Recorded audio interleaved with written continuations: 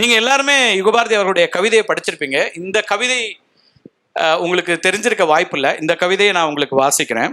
மீசைக்குள் மிரட்டலும் மெலிதான புன்னகையும் அப்பாக்களின் விசேஷம்.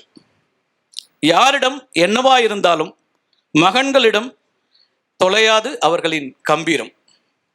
தலைவாறுவதில், நடைபழகுவதில், முகம் அழிப்பதில், உடை அணிவதில் என்னுடனேயே இருக்கிறார் எனது அப்பாவும். கொடுத்ததை திரும்ப கேட்காத மனோநிலையும் கொடுத்ததற்காக வருந்தாத பெருந்தன்மையும் அப்பாக்களுக்கே உரியன. அப்பாக்கள் ஒரு விதத்தில் அப்பாவிகள் போல மனதிற்குள்ளேயே நிகழும் அவர்களது உலகு. சொல் நண்பர், எந்த துக்கத்திலும் வீறிட்டு அழாத அப்பாக்களின் வைராக்கியம் எந்த மகனுக்கு வாய்க்கும்?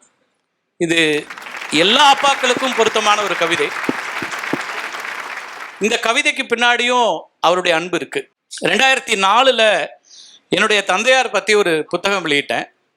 அவருடைய நினைவுகள். அவர் 2000 இறந்துட்டார். ஒரு ஆசிரியராக இருந்த ஒருத்தர். எந்த விதமான இன்னைக்கு வரைக்கும் நான் அதுக்கு பாடலாசிரியர்களுக்கு, கவிஞர்களுக்கு சிறியளவாவது ஒரு பாடலுக்கான காணிக்கைன்னு ஒன்று இருக்கும். இன்னைக்கு வரைக்கும் நான் திரும்ப திரும்ப செலுத்தக்கூடிய காணிக்கை அன்பு ஒன்று தான்.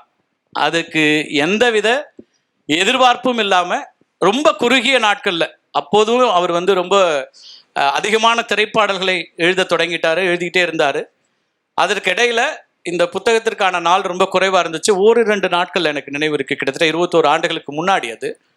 இந்த கவிதையை எனக்காக அவர் கொடுத்தாரு, எங்கள் அப்பாக்காக கொடுத்தாரு. எனக்கு ரொம்ப பர்சனலாக இருக்கக்கூடிய ஒரு விஷயம்.